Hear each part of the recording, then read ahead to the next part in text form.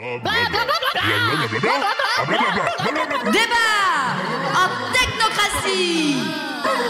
Alors, Virginie, peux-tu nous dire ce qu'est le pacte numérique mondial ? Oui, le pacte numérique mondial est un texte international qui est en cours de préparation, qui devrait être présenté au sommet pour le futur en septembre 2024 à New York et sous l'égide des Nations Unies. Il a pour but de définir des principes, des objectifs, des actions visant à promouvoir un avenir numérique ouvert, libre et sûr. Le texte vise également à avoir un avenir numérique centré sur l'humain, ancré dans les droits humains et tourné vers les objectifs du développement durable ou, si tu préfères, la durabilité. D'accord, ouais, mais ouvert, libre, l'Internet l'est déjà, non ? Pas nécessairement. Dans les pays du Sud, il reste des problèmes d'accessibilité, majoritairement liés aux infrastructures. Tu as les coupures d'Internet, l'altération de la bande passante qui sont de plus en plus fréquentes, notamment lors des crises politiques, lors des manifestations, lors des conflits.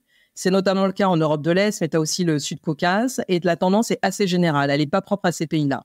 Un autre point clé que le texte approche est ce que l'on dit souvent, l'approche humaine ou human par design, droit de l'homme par design. Ça répond aux atteintes en ligne, que sont les violences, l'incitation à la haine, les discriminations, la mésinformation, la surveillance de masse et le vol des données. Contrairement aux apparences et contrairement à ce qu'on croit, il n'y a pas encore d'acquis qui aille de soi à l'heure de l'intelligence artificielle, puisque tout l'écosystème est en train de se construire. Et c'est pour ça qu'il est important de protéger et garantir les droits humains efficacement. Mais si on revient sur la notion de durabilité, plus il y a de numérique, moins il y a de papier, donc plus c'est durable, non ? Encore, pas nécessairement. C'est un peu un mythe, je dirais, et ça pourrait devenir une arlésienne. Oui, le principe, si tu veux, de l'urgence, de la durabilité sont acquis même au niveau de l'IA, que ce soit auprès des dirigeants politiques, des leaders de la tech, c'est souvent repris dans leurs discours ou dans leurs intentions au niveau de leur stratégie. Pour autant, comme on en a beaucoup parlé dans Trench Tech, je te rappelle que 120 foyers américains consomment en un an autant qu'il n'en a fallu pour entraîner ChatGPT-3, ce qui correspond également à la consommation carbone de 100 voitures américaines. Et je dirais que la question se pose autrement. C'est plutôt comment évaluer le coût environnemental. Est-ce qu'on prend en compte cette évaluation au niveau des États, mais également au niveau des boards et au niveau stratégique ? Et qu'est-ce qu'on fait ? D'accord, mais du coup, qu'est-ce qui va régler ce pacte numérique mondial ? Je dirais qu'il contribue à régler ces problèmes. Tu as déjà eu les recommandations éthiques de l'UNESCO, qui étaient un cadre général. Tu as différents textes régionaux, comme le EU AI Act, et tu as les recommandations du Conseil de l'Europe sur des applications particulières, comme la reconnaissance faciale. Ici, c'est une autre étape. Elle est plus globale, plus coordonnée et multipartite.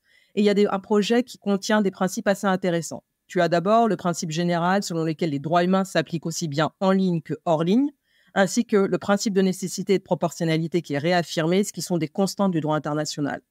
Intéressant aussi, je trouve, c'est la proposition d'appliquer à l'intelligence artificielle et les technologies émergentes des principes déjà connus au niveau industriel, que sont le principe de précaution, le principe de réparation et le principe d'anticipation.